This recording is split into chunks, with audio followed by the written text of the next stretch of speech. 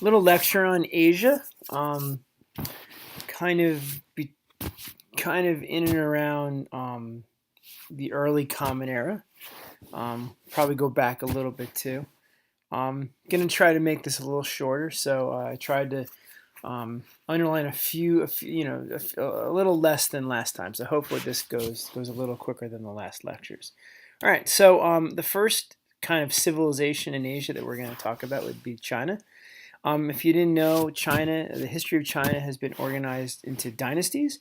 The earliest dynasty would be the Qin dynasty in 221 BC. And then the last dynasty is called the Qing dynasty, and that ends in 1911. You don't have to know the dynasties per se, but I'm going to give you a couple of facts about each one, at least early on. So all of these dynasties kind of followed this belief known as the mandate of heaven. And the ruler of each dynasty, or the rulers in each dynasty, believed that God gave them the ruling power. Kings of Europe are also going to believe in this idea of divine right. And they used it to justify their rule and overthrow of earlier kings called the Shang King. But there was accountability, and if they didn't take care of their people, if they didn't serve their country, they could lose their power if they were corrupt and greedy. So there was a check on this power. All right, another political philosophy that the Chinese dynasties employed was called legalism, and it's an early form of authoritarianism. And basically, the rulers of Greece and the philosophers believed that man was kind of evil and unable to kind of govern itself. So you needed a strong authoritarian ruler, someone who did take care of the people, but at the same time made all of the decisions themselves. This is not a society with democracy in any sense of the world, in any sense of the word. The idea is a strong ruler would maintain order and control, and basically the state or the government controls the individual. All right, so around 551 BC, a man named Confucius emerges, and he is a scholar or a teacher and a philosopher, and he initiates a new way of thinking. It's not a religion, it's more of an ethical system. And it kind of occurs because there had been this period of chaos and instability in China known as the Warring States period, where different regions and different dynasties were fighting back and forth. And he believed that in order to have more order, people had to change their mindset. And basically, it encouraged respect for traditions and also social hierarchy. If you were in the upper class, you were to be respected by those in the lower class. He also introduces the idea of the golden rule, which is do unto others as you would have them do unto you. So this is a in his mind that the perfect society would be one where there was respect, especially for those who were more powerful, older, more experienced, or wealthier. And if you follow this kind of philosophy, you'll have more order in society. Um, he also introduces a philosophy known as filial piety. And this kind of goes along with this idea of respecting your elders. In this case, it would be respecting the male head of the family or ruler. So in China, women were definitely subordinate to the needs of men and boys. This is not a society that was very open and equal to women. It was a patriarchal society where women were seen in inferior lights. They were important in terms of raising children, but they were not seen as intellectual equals or political equals in any sense of the word. The Chinese also believed in ancestor veneration. They did not believe in monotheism. They were still polytheistic, but they did believe that those who died would work with those who had been dead on behalf of the living. So there was this belief that your ancestors were protecting you and guiding you. Like Egyptian kings, Chinese rulers were buried in tombs with lavish goods to help them in the afterlife. But again, this is a polytheistic society, at least early on. as time goes on, Buddhism would be introduced to the Chinese. Islam would make its way to China, but early on, China was more polytheistic. All right, another religion emerges during this time. It kind of um, goes with Buddhism. We'll kind of learn about Buddhism in a second. Taoism was introduced to the Chinese people around 500 BCE by a man named Lao Tzu. He was known as Old Master, and he encouraged the Chinese to seek wisdom and happiness. He encouraged them to renounce worldly pleasures and ambitions. And this idea that our goal should be to seek harmony with nature. And he is known for introducing the symbol of the yin and the yang. You've probably seen it, right? And this idea of balance, balancing your feminine side with your masculine side. Um, this is a philosophy that was attractive to poor Chinese. It kind of was this idea that everyone was equal, that in the laws of nature we were all the same. So this is going to go against kind of Confucianism in a sense. It's a reaction to Confucianism. Confucianism again favored the wealthy, favored men. Taoism was kind of egalitarian, where it was it was something that was attractive to all people, especially the poor. All right, the Han Dynasty. Again, I'm not going to have you. You don't have to learn all the dynasties, but the Han Dynasty was important because it established a political structure in China. The Han rulers believed in Confucianism. Again, to create an orderly society where there was hierarchy and also respect for elders. They introduced the idea of a civil service exam. That's what we have today in our society. They did not want jobs. They did not want people chosen for jobs because they knew a family member or a friend. They wanted government positions to be based on skill. So if you wanted a job in the government, you had to pass this exam. And again, we see that today. If you want to have a job in government, you have to take a civil service test. Bureaucracy is this term for a large government. In China, there were lots of jobs. Again, you had to take this exam, but if you did well on the exam, you could find yourself a job. Those who were in government were usually in the upper levels of society. They were educated. They were well versed in Confucianism and other philosophies, and they ran the government. China, like Rome, was a centralized government where the government ran out of one place, one city, basically through an emperor or a ruler, and the power kind of was at the top. We see the beginnings of the Silk Roads. We mentioned those roads that connected the Roman Empire with Asia. During the Han Dynasty, we see the introduction of paper and the iron plow. The iron plow is going to be really helpful in growing farming and agriculture throughout the world. And they also introduced the idea of a 365-day-a-year calendar. So this is a time where we start to see a lot of modern ideologies and policies and innovations emerge. All right, the Song Dynasty kind of follows 960 CE. We remember this dynasty for those innovations, like they introduced the idea of paper money for currency, not just coins. And obviously, we have taken from that. We see the first banks, and they would loan paper money to merchants and others to pay back at another time with interest. So the first banking system emerges around 960 CE. They also, if you like 4th of July, you can thank the Song rulers. They innovated gunpowder, and the idea of the gun emerges.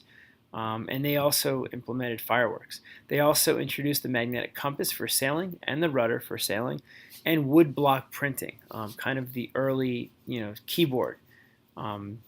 The early printing press. We're going to learn about the more modern printing press in Europe later on, but we give the Chinese credit for the first printing press. And that's the Dao, the Chinese Dao. They also had a ship called the Dao that would allow merchants traveling back and forth, and it was also copied by Europeans. All right. The Chinese did industrialize to some extent. They built those iron plows. They built those weapons, and they also built bridges. So this was a. They weren't just agricultural. They also produced porcelain. This is a porcelain vase, and also silk for clothing. So these are kind of small industries. The kind of the early industrialization. An interesting cultural tidbit is foot binding, and this was something that wealthier women who were part of the ruling family, or they were their husbands were in government. They would basically wear these teeny tiny shoes. They would wrap their feet and squeeze their feet to the point where really you had zero circulation. It was obviously very uncomfortable, but it was a sign of social status and even beauty. Also, it goes with this patriarchy theme where women were their job was to cater to men, and part of that would be obviously looking as attractive as possible. But you really couldn't do much with these feet, could you? So foot binding, it's called. All right, we're gonna go to Japan real quick. The Japanese are known for introducing a new economic system known as feudalism. We're going to talk about feudalism later on in the week when we study Europe. Basically, it's an economic system where there's a landowner, and then the workers live on that land. They're peasants, and they provide the labor. In return, the landowner provides security, obviously the land, shelter, and it's based on hierarchy. In the Japanese hierarchy, there was the emperor or shogun. Below that were the daimyos or the landowners. The samurais were kind of like the Chinese knights or protectors, and on the bottom were those peasants. In Japan, there was no social class mobility. In Europe, there was very little as well. So there was a common theme there. This is a system that is hierarchical, and again, it's based on one group providing labor to those landowners. All right, India. Um, India is known for a really interesting social class system that ties religion into it. Around 800 BCE, some texts or some written books were published known as the Upanishad texts. And basically, these texts outlined this caste system or also this religion. These are the early forms of Hinduism. And basically, these texts said that your goal in life is to escape this life of death, the cycle of life and death called Brahma. And in order to escape this cycle of life and death and achieve eternal peace, you must perform dharma. Dharma would be these deeds. And basically, it's this idea of doing good things, helping the poor, taking care of your family. And each time you did those deeds, when you died, you would move up into another class or caste. Again, the goal was to attain moksha, or eternal peace and unity with Brahma. And each time or each life that you perform your dharma, you would move up and you would move up until finally at the end you are finished and you've escaped that cycle of life. Your caste determines your next life. So this is a great example of a religion that is tied into social class. And as I mentioned, it's the basis for Hinduism.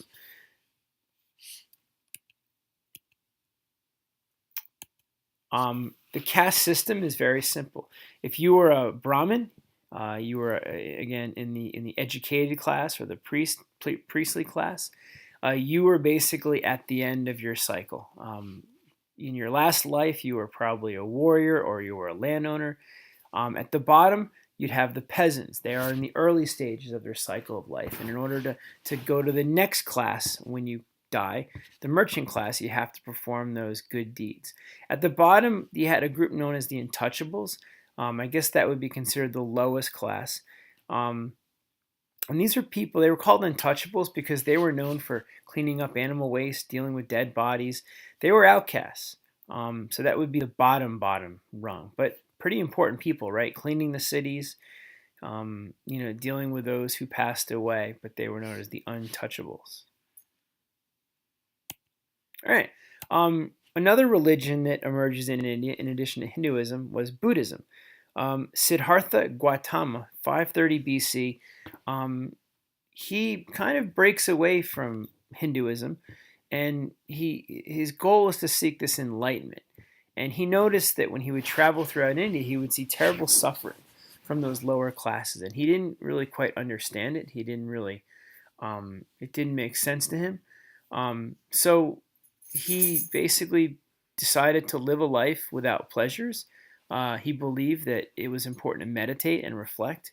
And if you do those things, you could achieve enlightenment, which is another word for this peaceful state or nirvana.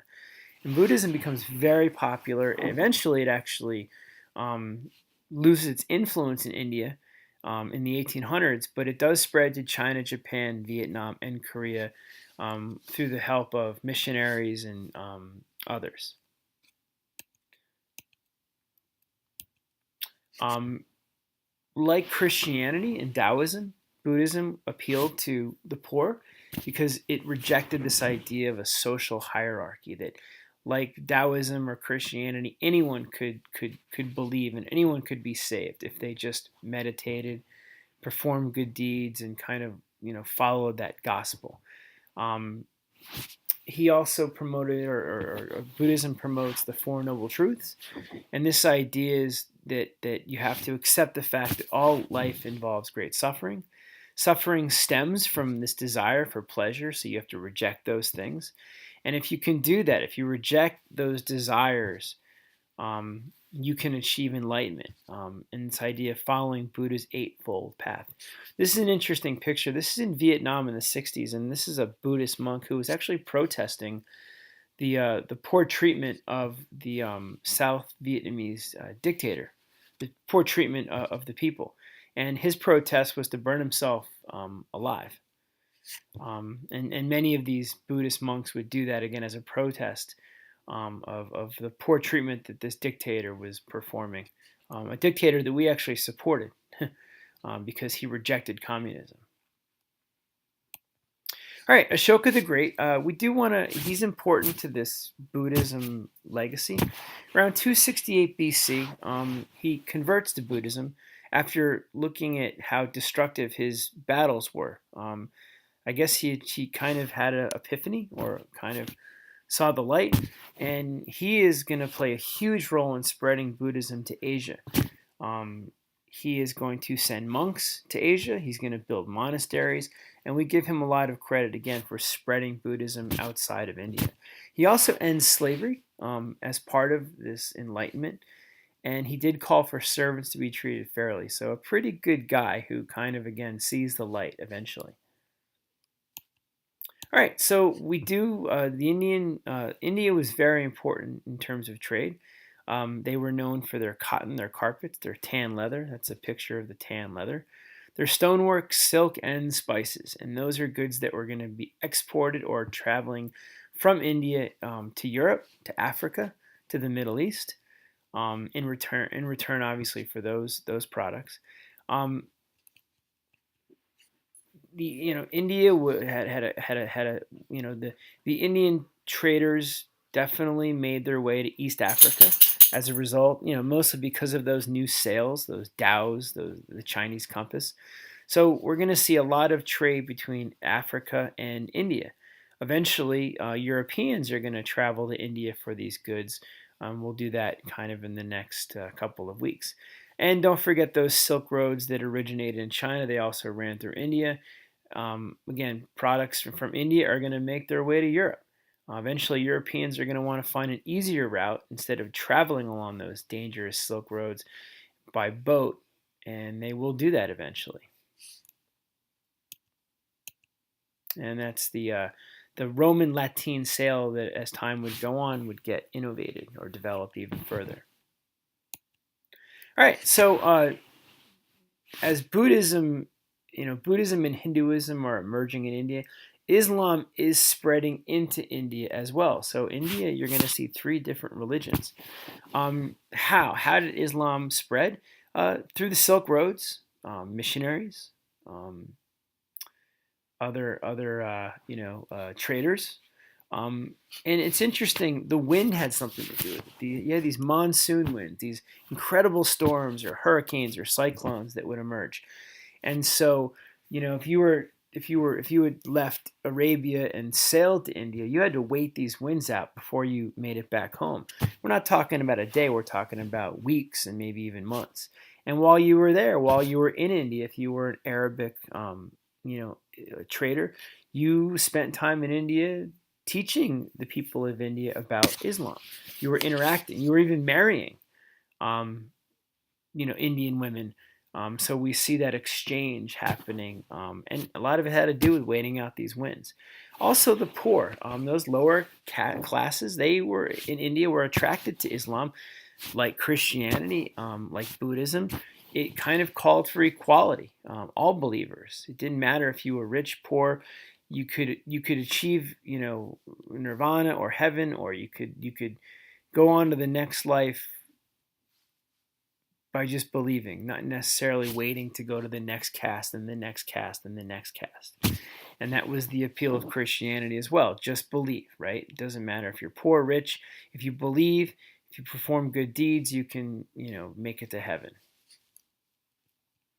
And culturally, they also are known for their mathematics. They traveled to the Middle East and they helped Arab astronomers.